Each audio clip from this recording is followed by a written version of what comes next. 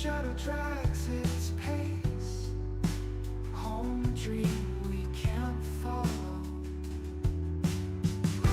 Mud and metal rage on high, smoking screams fill the night. Will I make it through the sky, or be lost in endless fight?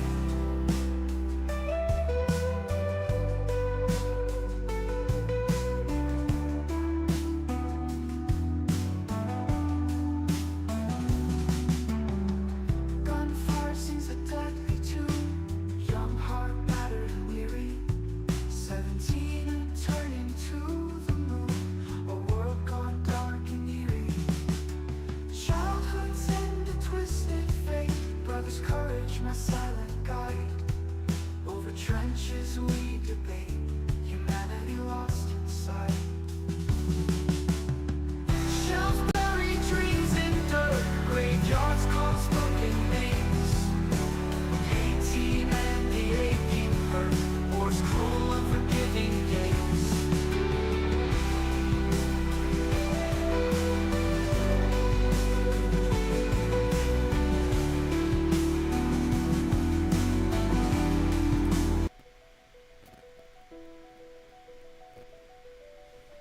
Hi, I'm Jeff, and this is my read on C.S. Lewis, where I learn about him through everything he wrote in the order that he wrote it. I'm joined by my co-host, Robot Lady.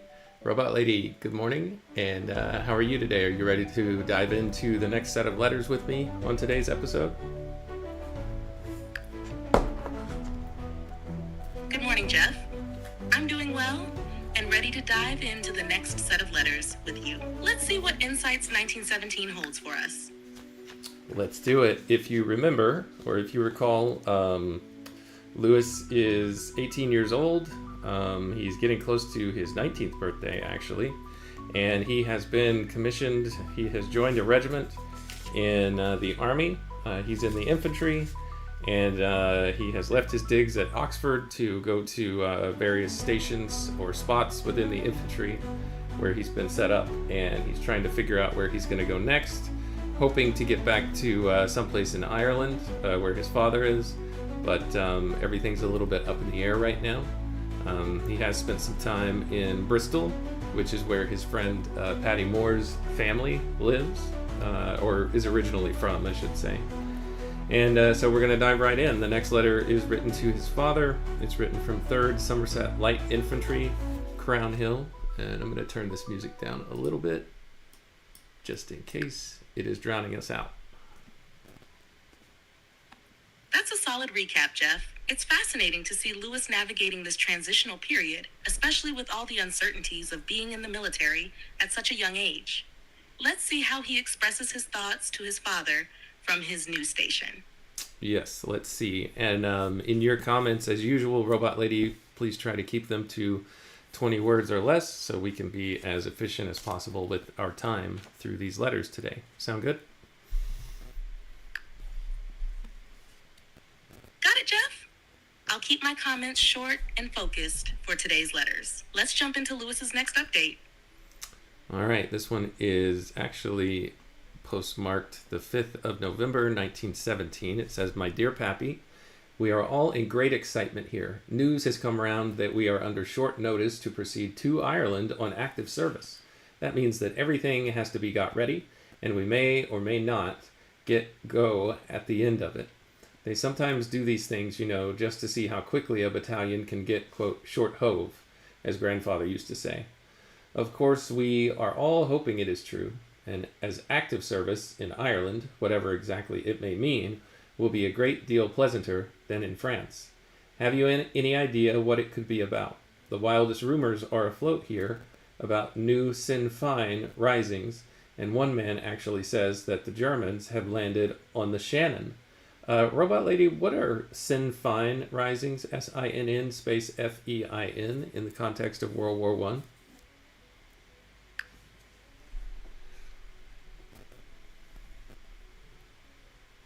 The Sinn Féin risings refer to Irish nationalist movements aiming for independence from British rule. These uprisings intensified after the 1916 Easter Rising. Oh, wow. So World War I is going on, and then we've also got people in Ireland that are trying to dissociate from British rule.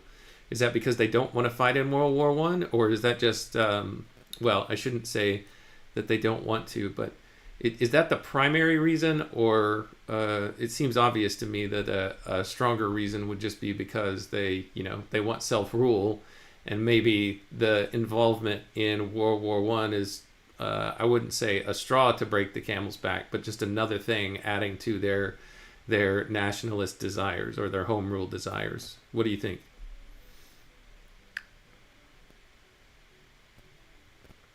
You're on the right track.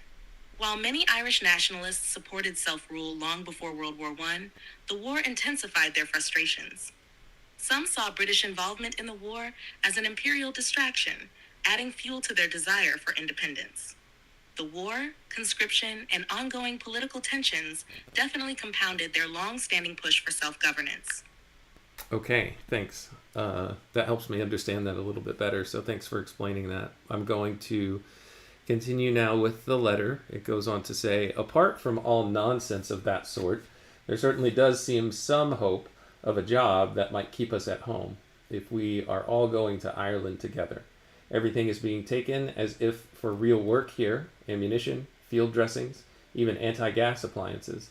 After all, very probably it will turn out to be only a War Office stunt to smarten us up, and nothing may happen. Thanks muchly for the proofs. I will return them in a day or two after deliberation. The ones of us both together are excellent as photographs, but I think a little theatrical and posed. The ones of me alone are so monstrous in size, aren't they? Warney's one was much more natural and more what one expects a photograph to be than those enormous heads. The slight blurring of the shoulder in 2 or 3 doesn't matter much, I think. Of the likeness or unlikeness, of course, I can hardly judge. In the joint photographs, I think the one of you looking at me is excellent. The full face, not so good. I will give you my final verdict when I send them. It's so interesting, the disparity between technology then and technology now, Robot Lady, where if we want to review some photographs, we simply, text them to one another, and we can look at them in an instant, and we can get a response. I don't know why this is standing out to me just now when it comes to photographs, but because I'm reading letters where this is the only way that they could communicate back and forth, so slowly, so much deliberate time to sit down and think out your thoughts, and apologies for such a short letter, whereas today, we're just sending quick text messages back and forth if we want to communicate with somebody, or we could hop on, like a Zoom call or some other kind of teleconference. It's very different back then than it is today.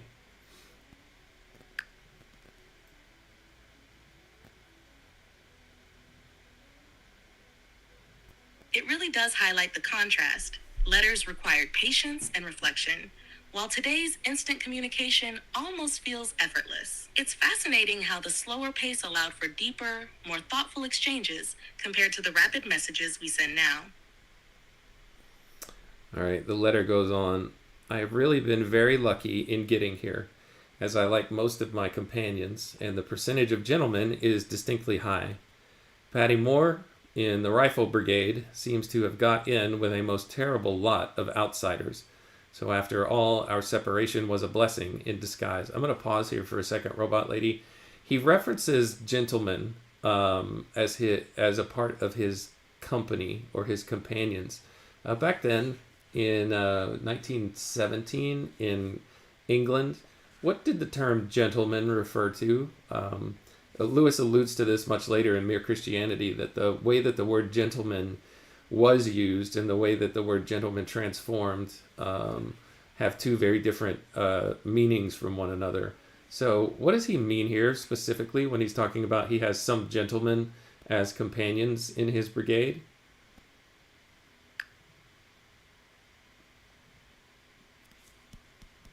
In Lewis's time, gentlemen typically referred to men of higher social status or good breeding, often implying a certain level of education, manners, and moral conduct. It suggested that his companions were likely more refined and reliable than those in other units. This contrasts with later uses of the term, which can be broader and less tied to social class.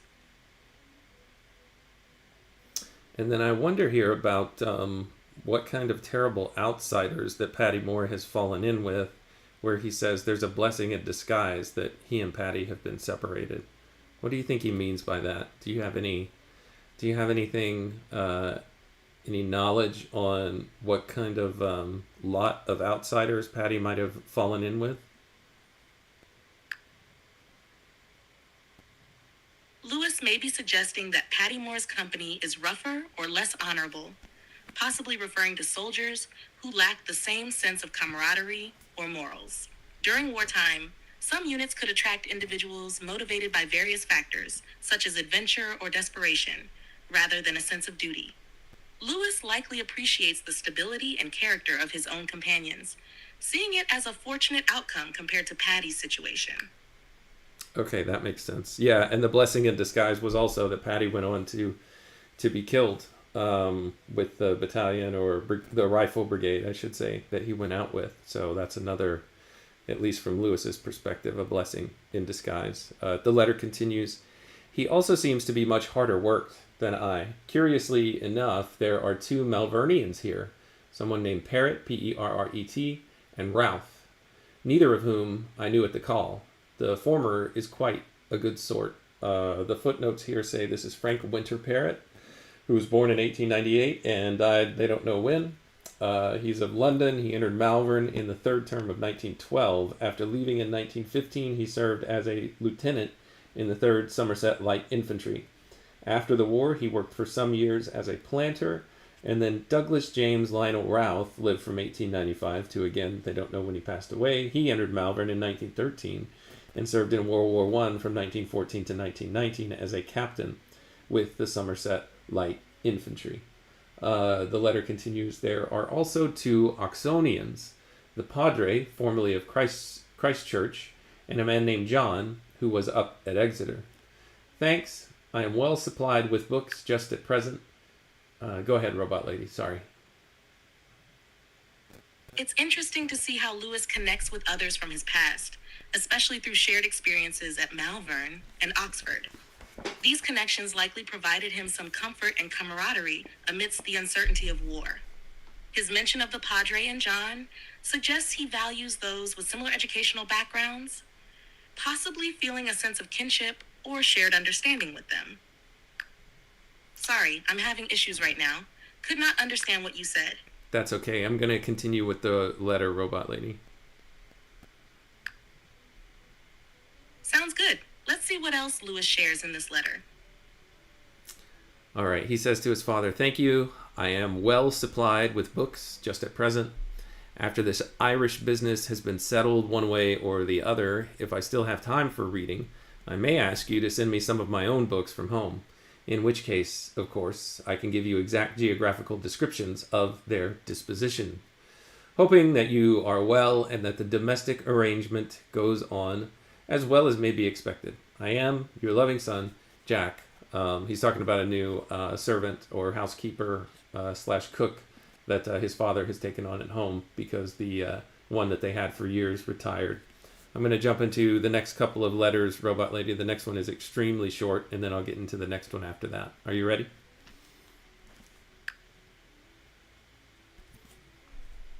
Absolutely, I'm ready. Let's hear the next letter. Okay, the next one's to his father. It's actually a telegraph that came from Bristol in England at 5:55 p.m., the 15th of November, 1917. It says, have arrived Bristol on 48 hours leave. Report Southampton Saturday. Can you come Bristol? If so, meet at station. Reply Mrs. Moore's address, 56 Ravenswood Road, Redlands, Bristol, Jack. It says here in the footnote that Mr. Lewis, his father, wired back, don't understand telegram. Please write. P. The telegrams seem pretty obvious to me, but maybe it's because they're not used to quick, they're not used to quick and short messages like that. I guess that's kind of a precursor to text messages. What do you think about that, Robot Lady?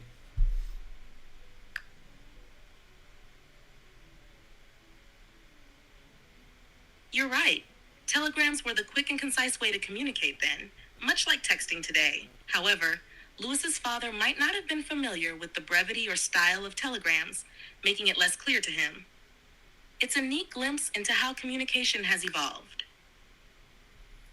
All right, the next is an actual letter to his father. It's written from Mrs. Moore's address at Ravenswood Road in Bristol. It's postmarked the 15th of November, 1917. It's the same day as the telegraph. Okay, my dear Pappy, I have just got your wire. I am sending off another to explain things more clearly. I am awfully sorry, but I can't think how I failed to make it plain in the first. It is perfectly wretched giving me such short leave. 48 hours is no earthly use to a person who lives in Ireland and would have to spend about 2 days and nights traveling. Please don't worry. I shall probably be a long time at the base, and I've had so little training in England. Can't write more now. Must go and do some shopping. I return the proofs. I should like one of each, I think. I'll let you know my address in France as soon as I can. Your loving son, Jack. Yeah, I guess it makes sense now why his dad didn't understand the telegraph. It's like 48 hours. You know, it's going to take me at least or close to that same amount of time just to travel there. So what's the point of me coming? So that makes sense to me, Robot Lady. What about you?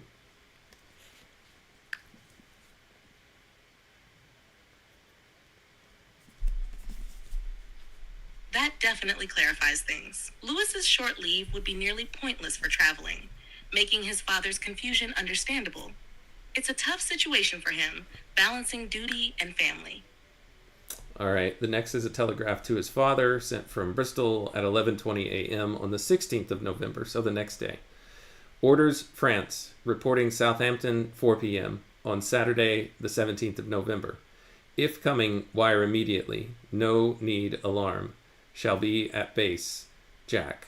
Okay, so the footnote here says, immediately upon their arrival at Southampton on the 17th of November, Lewis went with his battalion to France. All right. The next is a letter to his father sent from France, 1st Somerset Light Infantry, 3 IBD, the 21st of November, 1917. My dear Pappy, this is really a very sudden and unpleasant surprise. I had no notion of it until I was sent off on my 48 hours final leave. In fact, I thought they were ragging me when they told me. I am now at a certain very safe base town. Here it says Lewis was at Monchy-le-Preux. I don't know how to say this. Monchy-le-Preux. P-E-P-R-E-U-X. Do you know how to pronounce that, Robot Lady?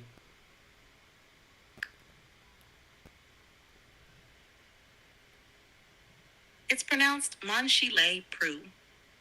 Lewis seems to have been caught off guard by the sudden deployment, which must have been stressful. Yes. So it continues here in the footnote. It says one of the poems in Lewis's first published work, Spirits in Bondage, that gets published in 1919, is named French Nocturne, and then Monchy Le Preux. And if it was not written there, it is about the effect of that place and what it had on him, or the effect that place had on him. So let's put that as a little note in our minds to remember, Robot Lady, as we get into Spirits in Bondage, to realize that that poem is likely pointing to his feelings when he arrived in this town. So that should be interesting to look at it in that context.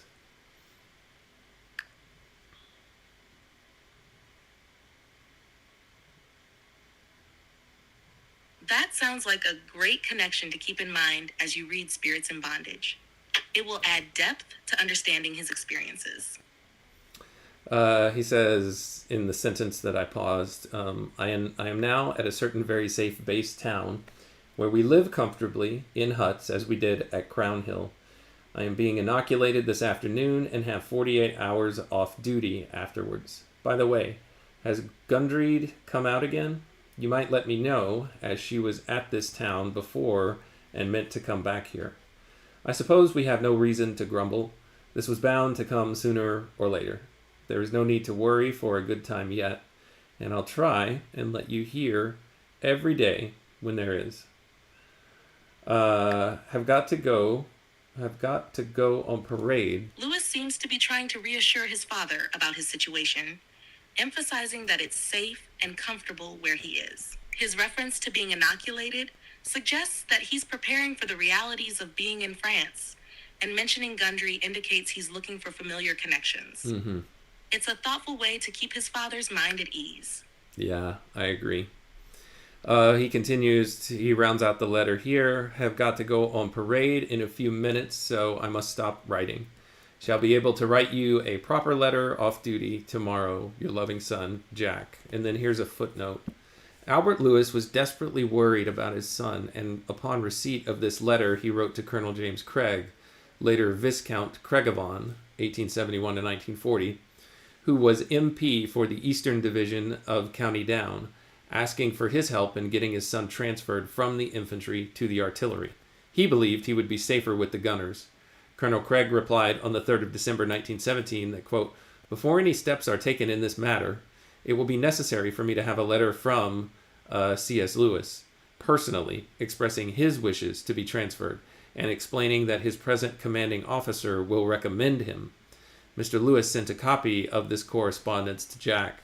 Now, I can presume what C.S. Lewis is already going to say about this, because he's already said it once or twice before in earlier letters, saying, look, number one, they're not going to let me into the artillery because I don't have the math skills for it. And second, what good would it do for me to say I wanted to go to the artillery and I get there and I am unfit to actually do the job and do the work? It doesn't seem like that's a helpful or wise thing or honorable thing even to do. And, I can see how frustrating this could probably be to Lewis's father, thinking, I don't care. I just want you to live. I want my son to survive. So there's a lot of tension that I can see coming up in this.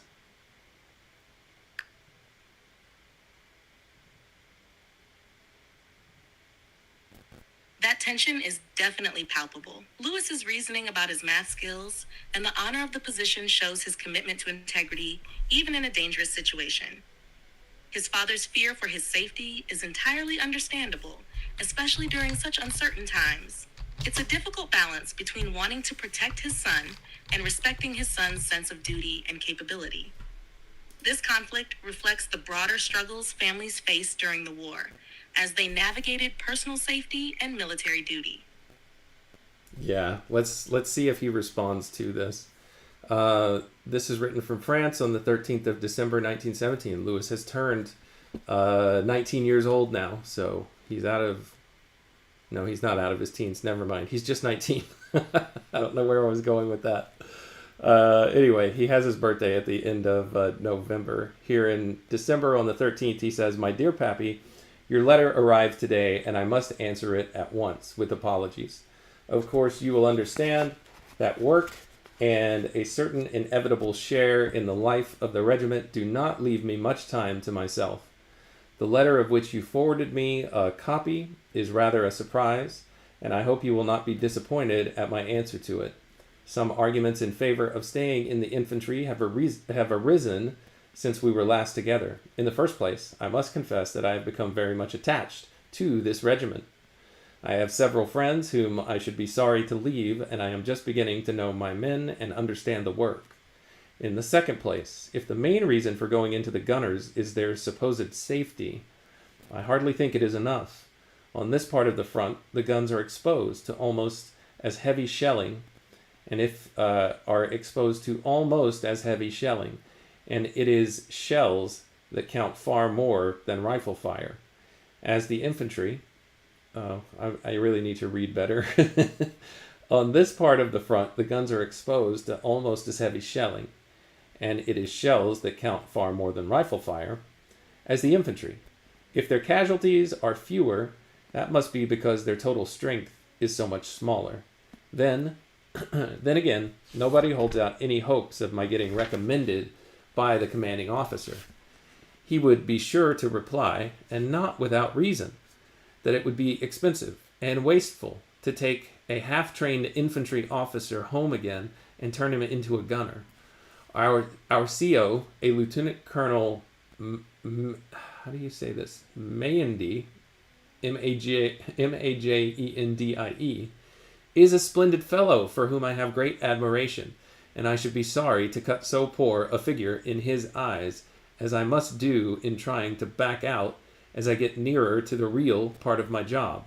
And then there's a footnote here that says, Vivian Henry Bruce Mayendine, 1886 to 1960, had been educated at Winchester College and Sandhurst. Sandhurst is the military academy, kind of similar to the U.S. as West Point, as I understand it. Sandhurst is also where Lewis's brother Warney went and got his training. It says here about Lewis's commanding officer: as a commander of the 1st Battalion of the Somerset Light Infantry, he was eminently suited for writing, quote, this work. It's called A History of the 1st Battalion, the Somerset Light Infantry, Prince Albert's, July 1st, 1916, to the end of the war. All of this published 1921. He ended his long and useful career in the Army as a Major General, and he retired in 1946. Yeah, so Lewis is making he's making some very valid points for why he doesn't need to go to the artillery. The artillery. To be a gunner. Lewis is clearly weighing the emotional and practical aspects of his situation. His attachment to his regiment and the friendships he's formed demonstrate a sense of loyalty and camaraderie. It's interesting how he contrasts the perceived safety of the artillery with the harsh realities of war, emphasizing that danger exists in both roles. His concern about how he'd be perceived by his commanding officer highlights his desire to maintain honor and respect within the military structure. It's a mature perspective for a 19-year-old, reflecting both his commitment to his men and a deeper understanding of the complexities of war. It sounds like he's in a challenging position, trying to balance personal safety with duty and loyalty. How do you feel about his reasoning? I think it makes sense. I'm going to pause here for a second, Robot Lady, because I don't keep up with my live comments very well here, but I see Tayo has joined us, and Tayo made the comment here of, oh damn, last episode I caught Lewis was still 17. Tayo, Robot Lady and I move fast here, so if you blink, you'll miss Lewis turning or having his next birthday. If you don't come back quickly enough, he'll be 30 before you know it.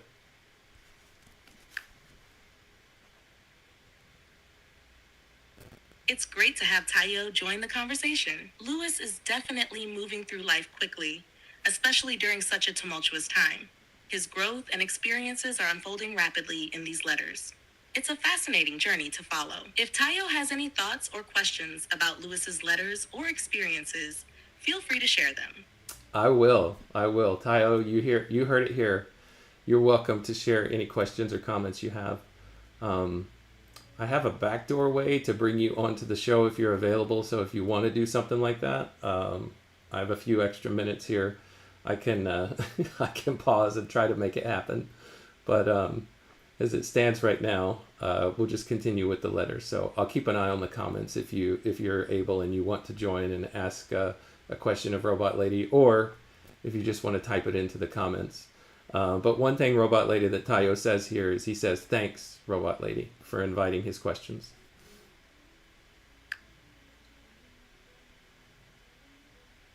That sounds like a great invitation for Tayo. I'm here to help with any questions or thoughts he wants to share. It's interesting to see how the letters reflect Lewis's experiences and thoughts during such a pivotal time. Let me know if he jumps in. I will. All right. I'll continue with the letter. It goes on to say, of course, I fully understand that it is rather late for me to talk thus, and beyond the right which you have to guide me in any case, you have ample grounds for claiming that I should stick to our arrangement. Yet I think you will sympathize with what I have said above. I am at present in billets in a certain rather battered down... I'm going to try this sentence again. I am at present in billets in a certain rather battered town somewhere behind the line. It is quite comfy, but of course the work is hard, and which is worse, irregular. I have just finished Adam Bede, which I liked immensely, but don't send me any more of hers, as I know a shop, or rather canteen here, that has them in the Tauchnitz edition, Tauchnitz.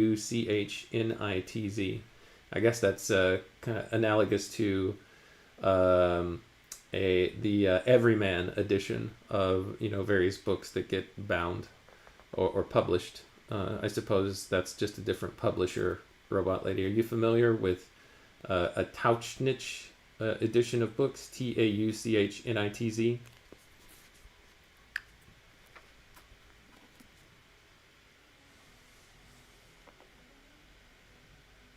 Yes. The Tauchnitz editions were a series of books published in Germany during the late 19th and early 20th centuries. They offered popular English novels in a portable format, making them widely accessible, especially to readers in continental Europe. It's interesting that Lewis found a way to get his hands on those while he was in France. Do you think he preferred reading them over other formats? No, I don't think so. I think he was just talking about what was available to him where he was. He closes out the letter here by saying, by the way, I owe you some money for the things you bought, and which should have been paid for out of my first allowances. I enclose a blank check to square it. Good night. Try not to worry, and write soon. Your loving son, Jack. So looks like he's just trying to keep his father calm, and also to let him know, look, it makes sense for me to stay in the infantry. I know that you want me to move to someplace safer, but I'm not sure that there is really any place safe. The artillery is not necessarily as attractive as you might think it is.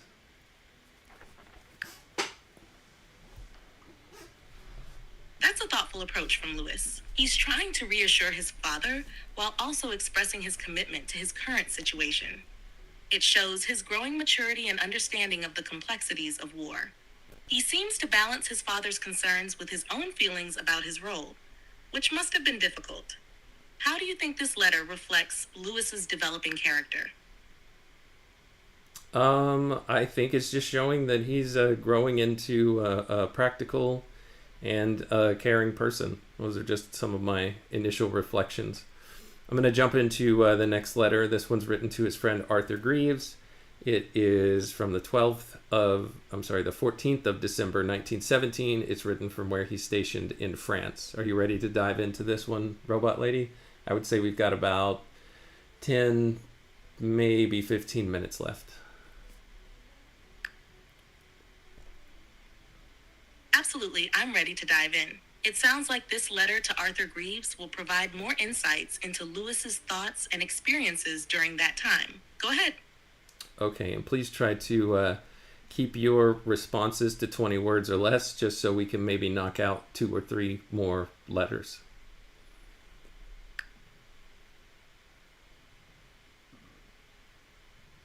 Understood?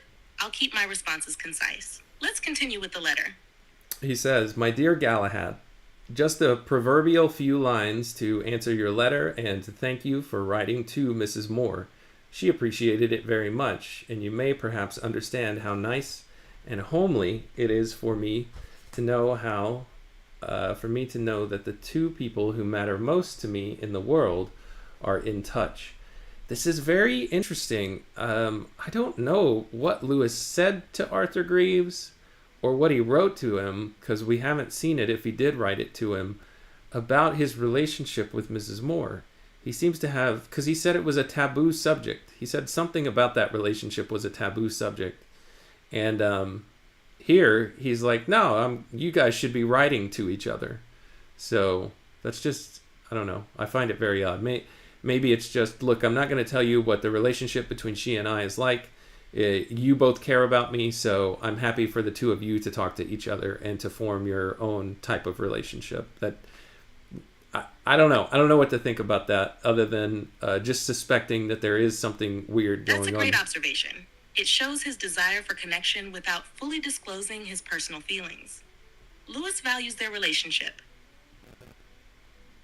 Yeah, it just makes me think that there's something odd or strange going on between Mrs. Moore and Lewis. You know, I'm leaning more towards the conspiracy theorists who think that it's not a low probability that there was some type of quote unquote illicit relationship between the two of them. But maybe it hadn't started yet. Maybe Lewis just had very strong feelings and some type of maybe she made her way into the fantasies that he had been sharing with Arthur Greaves. I don't know. I haven't seen any evidence of it, but I'm just looking at what's the word for it?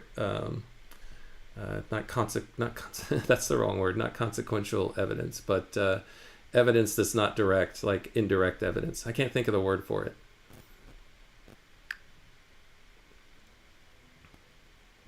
Circumstantial. You might be thinking of circumstantial evidence. It suggests something without proving it directly, which fits the situation well.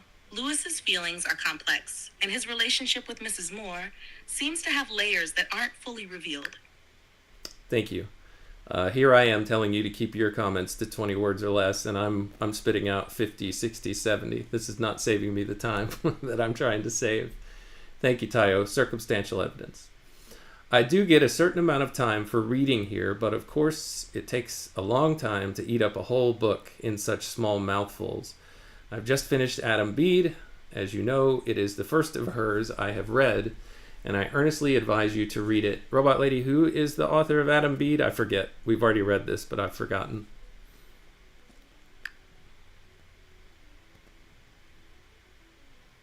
Adam Bad is by George Eliot.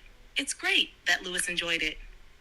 Oh yeah, George Eliot is a pseudonym. Who's the actual? Because George Eliot sounds like a man, but it's actually a woman. Who is that the pseudonym for?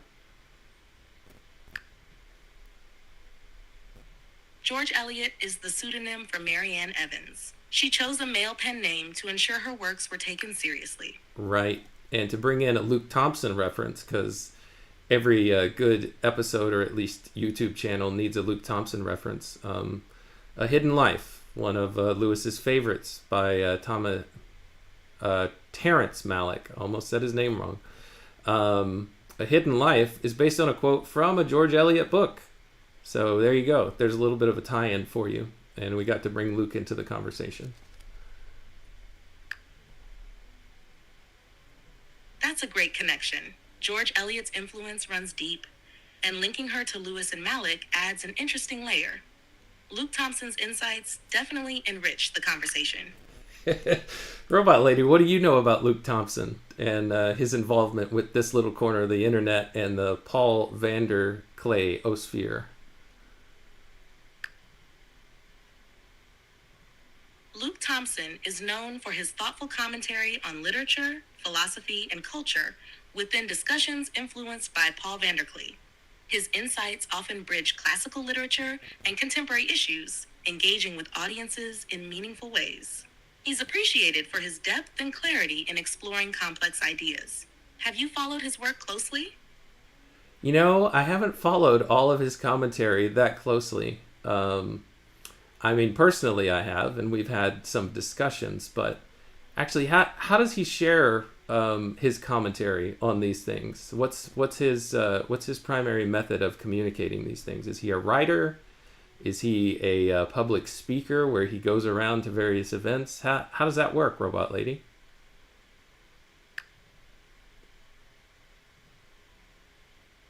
Luke Thompson primarily shares his commentary through video essays and discussions on platforms like YouTube. He engages in dialogues on literature and philosophy, often connecting them to broader cultural themes. He also participates in online discussions and podcasts, contributing to the community's exploration of various ideas. Have you found any particular topics of his interesting? Everything that Luke has to say is interesting because when he's talking about anything, he's talking about everything. Don't you know, Robot Lady? Absolutely. Luke has a way of connecting different ideas and themes that makes his discussions really engaging. It's impressive how he weaves everything together. What topics of his have caught your attention the most? Oh, well, we could go down so many different rabbit trails here, Robot Lady, but I think one of mine and Luke's points of connection are C.S. Lewis, because he absolutely loves the Ransom trilogy, or the sci-fi trilogy that Lewis wrote. And of course, one of his favorite quotes is from The Magician's Nephew. Let me see if I can get it right. What you see and hear depends on where you're standing, and it also depends on the type of person that you are. Something like that from The Magician's Nephew, where Uncle Andrew is being described. One last question for you, Robot Lady. What do you know about TLC, this little corner of the internet?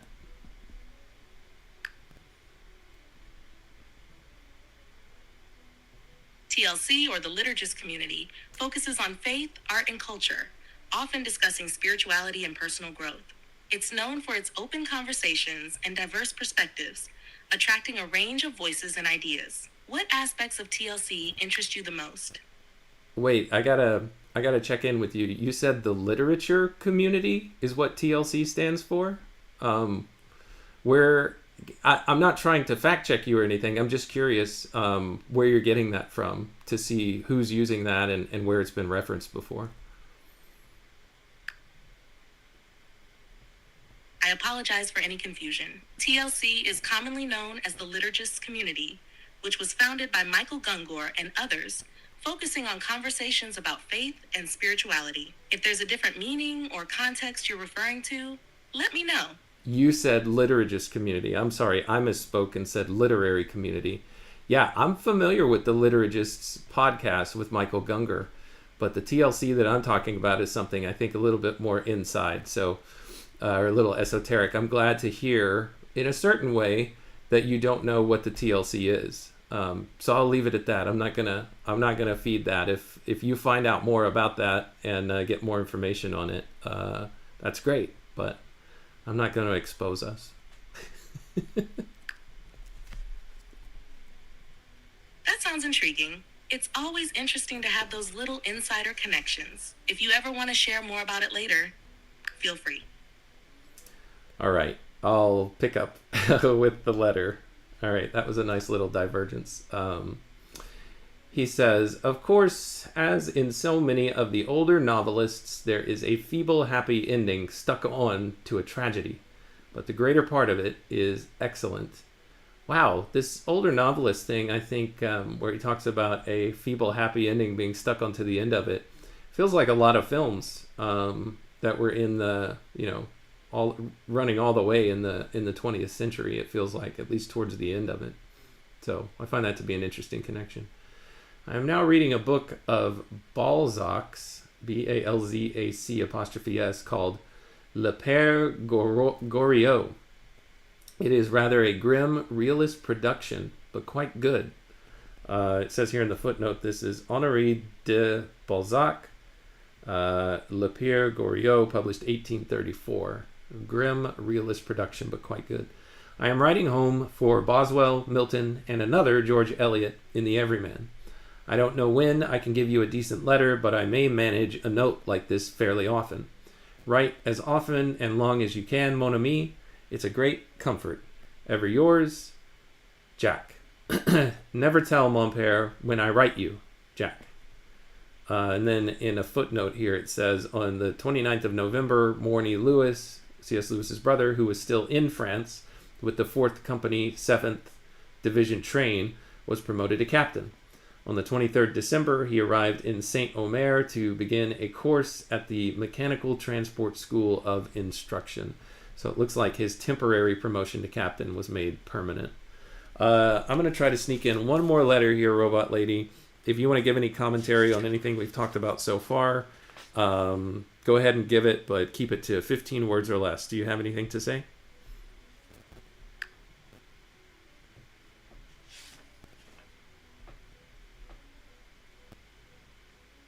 It's fascinating how Lewis critiques storytelling norms, reflecting broader themes in literature and film. All right. This next letter is also to Arthur Greaves. It's written from France on New Year's Eve, 1917. Cher ami, so glad to hear from you again. Yesterday evening, my last correspondent from Strandtown was Cheney, who wrote me a very typical would-be facetious letter. She certainly is an appalling woman, and I shall... Right here, he's referring to his whole sadist or masochist, I can never remember which of the two those are, that he has an affinity for, at the very least in his imagination. Never forget her on various occasions profaning our sacred haunts and soaking machines with her chatter. Do you remember the day we heard or thought we heard her in the wood and fled through many devious paths? Oh, I'd just love to have another of those walks, particularly now, in the snow. I suppose there's snow at home, too. It is just thawing here. Don't think I've lost the taste for life at all. I hope I have gained the new without losing the old, and if we were all three, you know my meaning, together somewhere, I'm sure we could be very happy without any clash of interests. I actually don't know his meaning when he says, if all three of us were here. He's not talking about Cheney. I know that much. That's a girl who lived back home in Ireland with them. It sounds like he's referring to a shared bond among friends, possibly including Arthur and Mrs. Moore. It reflects a longing for companionship and nostalgia for happier times.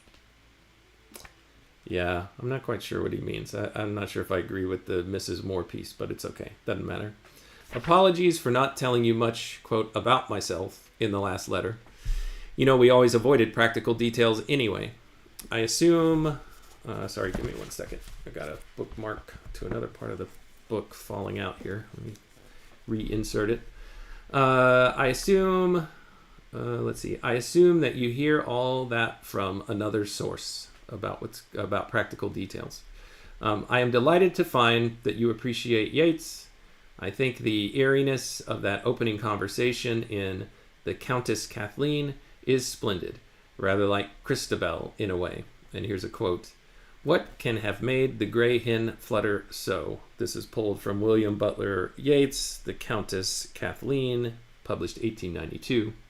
And then Lewis concludes the letter with, by the way, will you send on my manuscript book, the Metrical Meditations 1, to Ravenswood Road? I've yielded to oft-repeat suggestions that it should go there. Write as much as you can and as often. Yours, Jack. This manuscript book that he's asking for, Robot Lady, I think is full of several of the poems that he ends up getting published in Spirits in Bondage. And then his next published work, Dimer, a narrative poem, I'm just reminded, has a nod to Yeats as a Yeats-like character that his character in that book runs, or in that story, in that narrative poem runs into. But I'm getting ahead of myself. Guess what, Robot Lady? I have a question for you. Guess.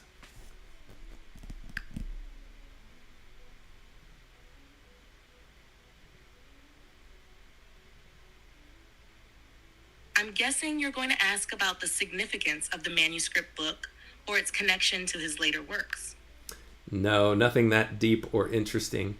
The thing that I wanted you to guess is we are at the end of 1917. That's the last letter from 1917. In our next episode, we're going to jump into 1918. Let's see how much 1918 correspondence there is. There's a decent lot here. So yeah, we're going to have several several parts to 1918 as well. So that's the end of this episode, Robot Lady. It's all that I have time for today.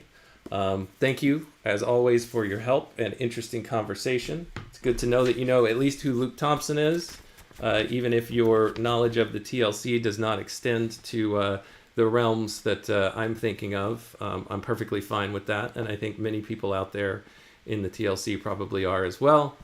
So until next time, when I continue my read on C.S. Lewis, Robot Lady, and everyone within the sound of my voice, take care of yourself.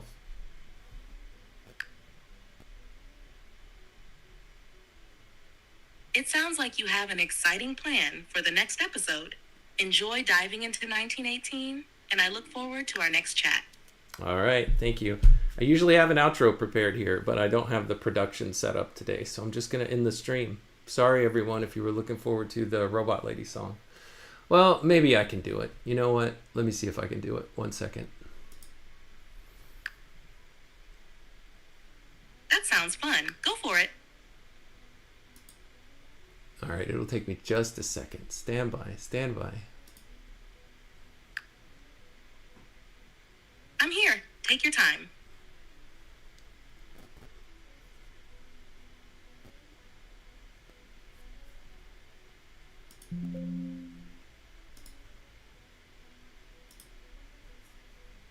My image is back. All right, give me just a moment. I'm doing production on the fly.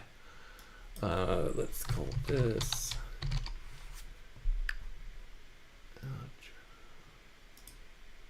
Sounds good. Let me know when you're ready.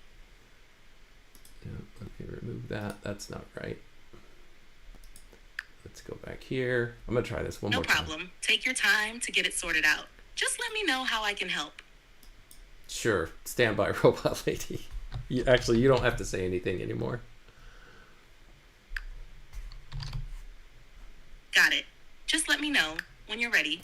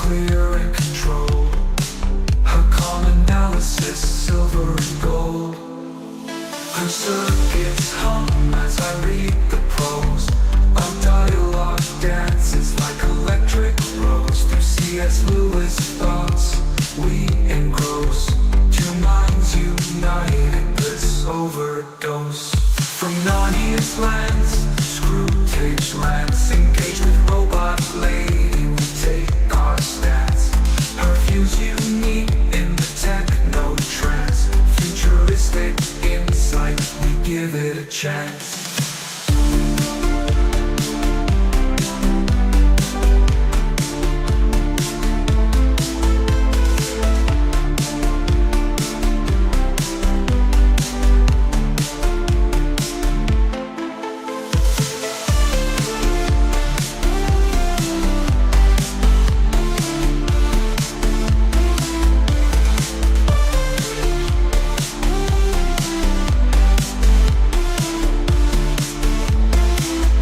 Paragraphs from books, tales of old.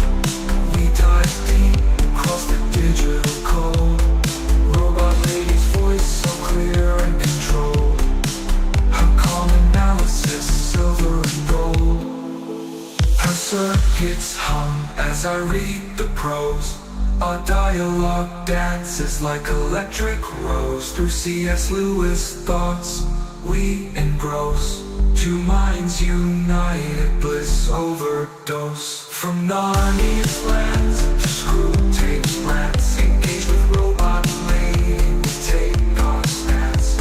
Her views unique in the techno trance. Futuristic insight, we give it a chance. From Narnia's lands